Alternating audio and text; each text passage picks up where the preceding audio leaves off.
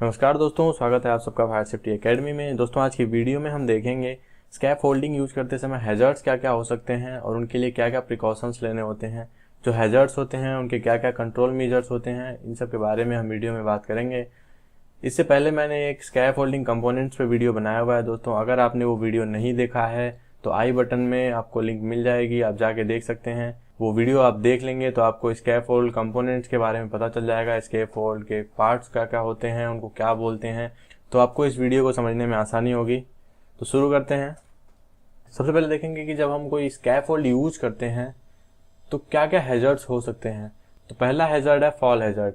जब कोई worker scaffold पे काम कर रहा होता है तो ऊंचाई से नीचे गिरने का खतरा होता है वहां पे। ये किसी भी कारणवश हो सकता है, जैसे कि कोई मटेरियल ऊपर अगर प्लेटफॉर्म पे पड़ा हुआ है या फिर कोई लिक्विड पड़ा हुआ है, कोई स्लिपरी मटेरियल पड़ा हुआ है जिसपे उसका पैर आ गया और वो स्लिप हो गया तो नीचे गिरने के चांसेस होते हैं। अनसेफ एक्सेस, स्कैफोल्ड पे चढ़ते समय और उतरते समय अगर सही एक्सेस प्रोवाइड नहीं किया गया है, लेडर प्रोवाइड नहीं किया गया है, लेडर को सिक्योर नहीं किया गया है, तो वहां पे नीचे गिरने के चांसेस होते हैं। ऊपर काम करते समय अगर फॉल प्रोटेक्शन का यूज नहीं कर रहा है वर्कर, जैसे एंकर, लैनियार्ड या फिर फुल बॉडी हार्नेस, तो भी नीचे गिरने के चांसेस होते हैं। दूसरा जो है वो फॉलिंग ऑब्जेक्ट। तो ऊपर से कोई भी मटेरियल नीचे गिर के किसी को चोट लगना, ये एक खतरा होता है। कोई भी टूल्स गिर सकता है, कोई मटेरियल गिर सकता है, कोई डेब्रिस गिर सकता है किसी भी कारणवश, तो ये एक खतरा होता है। इलेक्ट्रोक्यूशन एक खतरा होता है, जैसे कोई स्कैफोल्ड है और उसके ऊपर से एक ओवरहेड पावर लाइन जा रही है तो वहां पे इलेक्ट्रोक्यूशन का खतरा होता है। या फिर कोई डैमेज इलेक्ट्रिकल टूल्स या इक्विपमेंट यूज कर रहे हैं, कोई इलेक्ट्रिकल टूल डैमेज है या कोई इक्विपमेंट डैमेज है, केबल कटी हुई है तो उससे शॉक लगने का खतरा रहता है, इलेक्ट्रिक्यूशन का खतरा रहता है स्कैफोल्ड पे काम करते समय। अगला जो है वह है स्कैफोल्ड कोलैप्स, स्कैफोल्ड का ढह जाना, गिर जाना। तो इसके कुछ रीजंस हो सकते हैं। इंस्टेबिलिटी हो सकती है, हो सकता है कि स्कैफोल्ड स्टेबल ना हो या ओवरलोडिंग, उस पर बहुत ज्यादा मटेरियल स्टोर कर दिया गया हो, बहुत ज्यादा लोगों को एक साथ चढ़ा दिया गया हो, तो ओवरलोडिंग एक रीजन हो सकता है।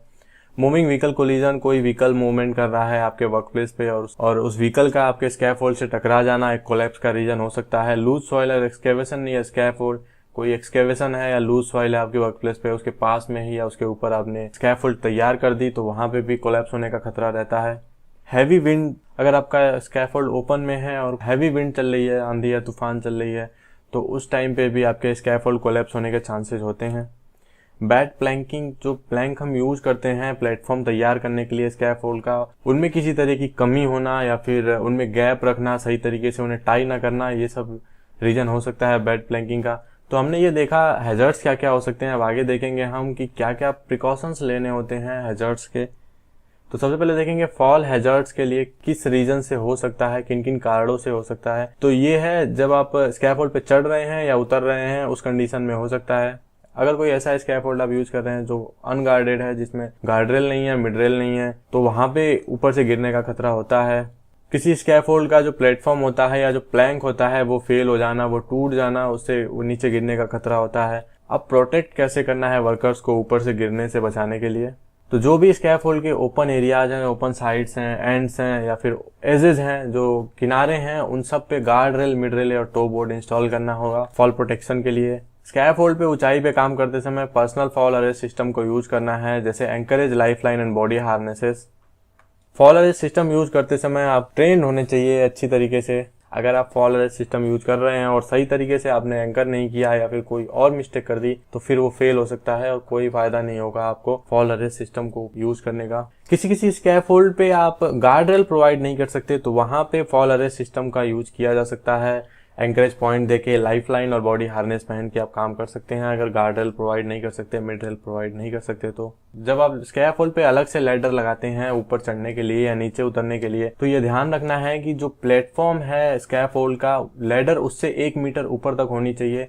मतलब कि जो 3 उसके राउंड्स होते हैं चढ़ने के लिए, वो 3 रक्स ऊपर होने चाहिए स्कैफोल्ड प्लेटफॉर्म से। और जो लैडर है वो कम से कम 3 जगह से सिक्योर होनी चाहिए, टाइट होनी चाहिए स्कैफोल्ड के साथ। फॉलिंग ऑब्जेक्ट प्रोटेक्शन के बारे में देखेंगे हम। अगर कोई मटेरियल ऊपर से गिरता है या डेब्रिस ऊपर से गिरता है, कोई टूल्स ऊपर से गिरता है, तो कैसे प्रोटेक्ट करना है।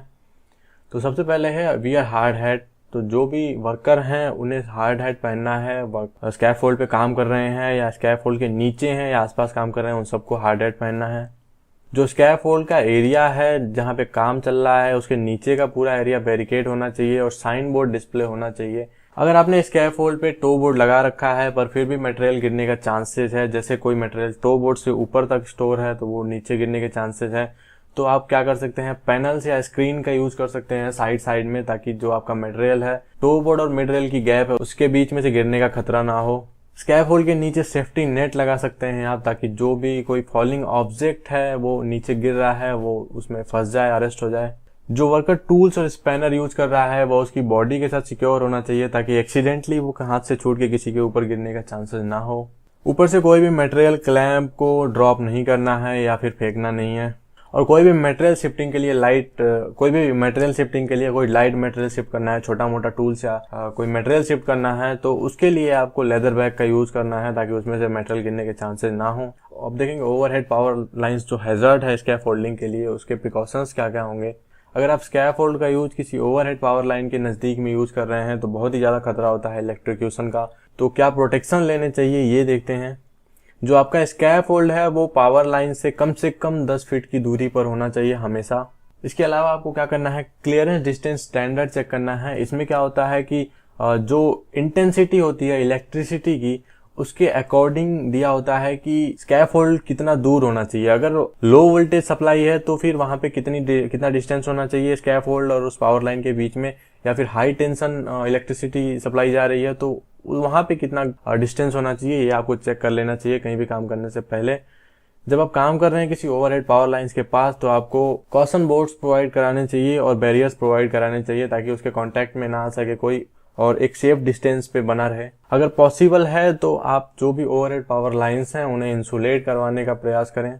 जहां पे स्कैफोल्ड इरेक्ट करना है, स्कैफोल्ड तैयार करना है, वो एरिया पहले इंस्पेक्ट होना चाहिए कि वहां पे कोई ओवरहेड पावर लाइंस तो नहीं है, कोई एक्सकेवेशन तो नहीं है या किसी और तरह का खतरा नहीं होना चाहिए। जहां पे आपको काम करना है स्कैफोल्ड इरेक्ट करके, वहां पे अगर कोई पावर सप्लाई जा रही है इलेक्ट्रिकल की, तो अगर पॉसिबल है तो इलेक्ट्रिकल सप्लाई बंद करवा दें। अब अगला देखेंगे स्कैफोल्ड कोलैप्स के क्या क्या हमें कंट्रोल मेजर्स लेने होंगे। पहला पॉइंट है, आपको जब भी स्कैफोल्ड इरेक्शन करवाना है तो ये ध्यान रखना है कि वो कॉम्पिटेंट पर्सन के थ्रू ही होगा, कॉम्पिटेंट पर्सन ही इरेक्ट करेगा स्कैफोल्ड को, और वो जो कॉम्पिटेंट पर्सन होगा वो थर्ड पार्टी सर्टिफाइड होना चाहिए। जब आप स्कैफोल्ड में कोई इरेक्शन कर रहे हैं या कोई मॉडिफिकेशन कर रहे हैं, रेड टैग या येलो टैग कहीं कहीं पे यूज होता है अंडर मेंटेनेंस के टाइम पे, तो रेड टैग या येलो टैग को डिस्प्ले करना चाहिए आपकी आई साइट लेवल पे। स्कैफोल्ड का जो पोल लेग पोस्ट होता है, इन सब के नीचे हमेशा बेस प्लेट और मडसिल या सोल प्लेट जिसको बोलते हैं का यूज करना चाहिए। अगर स्कैफोल्ड की हाइट जो होनी चाहिए स्टैंडर्ड के हिसाब से है उससे ज्यादा हो रही है तो आपको क्या करना है, नियर बाय स्ट्रक्चर से आप उसे टाई कर सकते हैं, एडिशनल प्रोटेक्शन प्रोवाइड करा सकते हैं, सिक्योर कर सकते हैं ताकि आपका स्कैफोल्ड कोलैप्स ना हो, या फिर आप आउट रिगर्स भी प्रोवाइड करा सकते हैं ताकि आपका स्कैफोल्ड जो है अनस्टेबल होने के चांसेस ना हो, कोलैप्स होने के चांसेस ना हो। अगर आपके वर्कप्लेस पे हैवी विंड है जो 65 किलोमीटर पर आवर से ज्यादा की तेज चल रही है, या फिर बरसात हो रही है, तो आपका जो जॉब है वो सस्पेंड कर देना चाहिए, उसे बंद कर देना चाहिए। जब आपका स्कैफोल्ड प्लेटफॉर्म 2 फीट से ज्यादा की ऊंचाई पर होता है या एक्सेस पॉइंट से ज्यादा ऊपर होता है तो आपको एक्सेस प्रोवाइड कराने की जरूरत होती है। तो क्या क्या एक्सेस प्रोवाइड करा सकते हैं, लेडर प्रोवाइड करा सकते हैं, पोर्टेबल लेडर को अटैच कर सकते हैं आप स्कैफोल्ड के साथ, हुक लेडर अटैच कर सकते हैं, स्टेयरवे टाइप अटैच कर सकते हैं, या फिर जो स्कैफोल्ड में बिल्ट इन लेडर्स होते हैं उसका प्रयोग किया जा सकता है। स्टेयर टावर्स का यूज कर सकते हैं हम एक्सेस के लिए, रैंप एंड वॉकवेज का भी यूज किया जा सकता है। जहां पे आप स्कैफोल्ड इरेक्ट कर रहे हैं वो एरिया इंस्पेक्ट कर लेना चाहिए, क्योंकि जहां पे आप स्कैफोल्ड इरेक्ट करने वाले हैं वो जो सतह है वो समतल होनी चाहिए, ऊबड़ खाबड़ नहीं होनी चाहिए। और अगर आप जमीन पे कहीं पे मिट्टी पे स्कैफोल्ड इरेक्ट कर रहे हैं तो वहां पे प्लैंक्स का यूज करना चाहिए, मड सील्स का यूज करना चाहिए, या फिर सोल प्लेट का यूज जरूरी है। जहां भी आप स्कैफोल्ड का यूज कर रहे हैं वहां पे आपको बैरिकेड कर देना है एरिया को, बोर्ड डिस्प्ले करना है, और कोई भी व्हीकल मूवमेंट को रिस्ट्रिक्ट कर देना है ताकि व्हीकल कोलिजन होने से बच सके। व्हीकल कोलिजन होने से आपका स्कैफोल्ड कोलैप्स हो सकता है, या फिर वर्कर जो ऊपर काम कर रहा है वो नीचे गिर सकता है। अगला हैजर्ड जो है वो बैड प्लैंकिंग। इसको प्रिवेंट कैसे कर सकते हैं, तो जो वर्किंग प्लेटफॉर्म है स्कैफोल्ड का वो पूरी तरह से प्लैंक्ड होना चाहिए, किसी तरह का गैप नहीं होना चाहिए, और जो अगर गैप भी है तो 1 इंच से ज्यादा का गैप नहीं होना चाहिए ऊपर में। प्लेटफॉर्म जो है वो स्कैफोल्ड के वेट को सपोर्ट कर सके इतना मजबूत होना चाहिए, और जो उसका वर्किंग लोड लिमिट है कम से कम 4 गुना लोड को वो सपोर्ट करना चाहिए। जो प्लेटफॉर्म है वो कम से कम 18 इंच वाइड होना चाहिए। जितने भी आप प्लैंक्स यूज कर रहे हैं प्लेटफॉर्म बनाने के लिए, वो जो सपोर्ट सरफेस है वहां पे रेस्ट करना चाहिए। सारे जो प्लैंक्स हैं उनका किनारा जो सपोर्ट सरफेस है उस पे रेस्ट करना चाहिए हमेशा। जो प्लेटफॉर्म है वो कम से कम 12 इंच ओवरलैप होना चाहिए सपोर्ट्स के ऊपर जिन पे वो उन्हें रखा जा रहा है। वुड के प्लेटफॉर्म जो है उन्हें पेंट नहीं किया जाना चाहिए। प्लेटफॉर्म पूरी तरह से प्लैंक्ड होना चाहिए। और स्कैफोल्ड में जितने भी आप कंपोनेंट्स यूज कर रहे हैं ये आपको ध्यान रखना है कि वो मैच करते हो, ये नहीं कि किसी अलग स्कैफोल्ड का कंपोनेंट्स किसी और दूसरे स्कैफोल्ड में लगा रहे हैं तो वहां पे फिटिंग ना हो पाने के कारण एक्सीडेंट का खतरा रहेगा। स्कैफोल्ड इरेक्ट करते समय जो ग्राउंड है वो स्टेबल होनी चाहिए और लेवल ग्राउंड होना चाहिए, समतल जगह होनी चाहिए। लॉक व्हील्स एंड ब्रेसेस, जो व्हील्स हैं स्कैफोल्ड में और जो ब्रेसिंग्स हैं उन सबको लॉक करके रखना होता है हमेशा। अब कुछ जनरल सेफ्टी प्रिकॉशंस के बारे में देखेंगे। स्कैफोल्ड इरेक्शन या डिसमेंटल के लिए कोल्ड लॉक परमिट की जरूरत होती है। अगर आप किसी हैजर्डस एरिया में स्कैफोल्ड इरेक्ट कर रहे हैं या डिसमेंटल कर रहे हैं तो हमेशा नॉन स्पार्किंग टूल्स का यूज करें। स्कैफोल्ड इरेक्ट करने से पहले जितने भी उसके कंपोनेंट्स हैं उन सबको आपको केयरफुली इंस्पेक्ट करना है। अगर हवा का बहाव 65 किलोमीटर पर आवर से ज्यादा है या फिर बरसात हो रही है तो आपका जो स्कैफोल्ड के ऊपर का काम है उसे सस्पेंड कर देना चाहिए।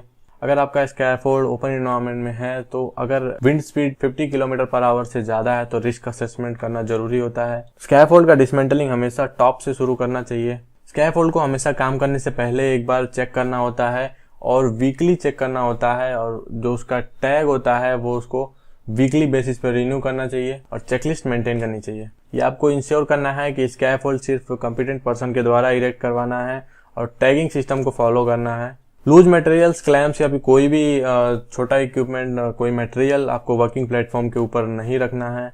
मोबाइल स्कैफोल्ड के कैस्टर व्हील का डाया 5 इंच होना चाहिए और उसमें स्विवेल टाइप लॉक होना चाहिए। स्कैफोल्ड के ऊपर लाइट मटेरियल लिफ्टिंग के लिए पुली और रोप का यूज किया जा सकता है। स्कैफोल्ड का लेवल हमेशा मेंटेन करके रखना चाहिए और स्कैफोल्ड किसी तरह झुका नहीं होना चाहिए और जो स्कैफोल्ड है अगर उसके ऊपर कोई काम कर रहा है तो उसको मूव भी नहीं करना चाहिए। स्कैफोल्ड चेक करते समय चेकलिस्ट का यूज करना चाहिए। इससे क्या होगा, कोई गलती होने के चांसेस नहीं होते हैं, कुछ छूटने का चांस नहीं होता है।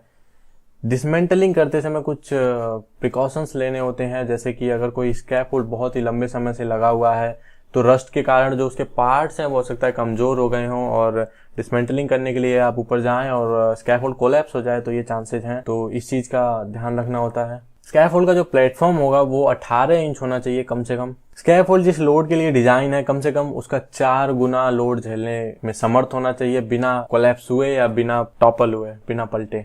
जो एम्प्लॉई या वर्कर स्कैफोल्ड इरेक्शन, डिसमेंटलिंग या फिर मूविंग, रिपेयरिंग में इन्वॉल्व है उसे स्कैफोल्ड की ट्रेनिंग जरूरी है। उसे स्कैफोल्ड की ट्रेनिंग प्रोवाइड करानी चाहिए, वो भी एक कॉम्पिटेंट पर्सन के द्वारा।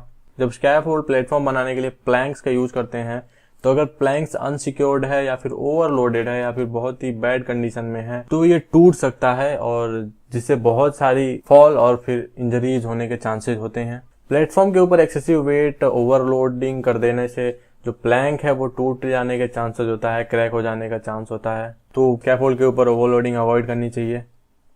आज के लिए इतना ही। वीडियो को यहाँ तक देखने के लिए धन्यवाद। फिर मिलेंगे एक नए वीडियो में एक नए टॉपिक के साथ। तब तक के लिए stay safe and be happy. जय हिंद।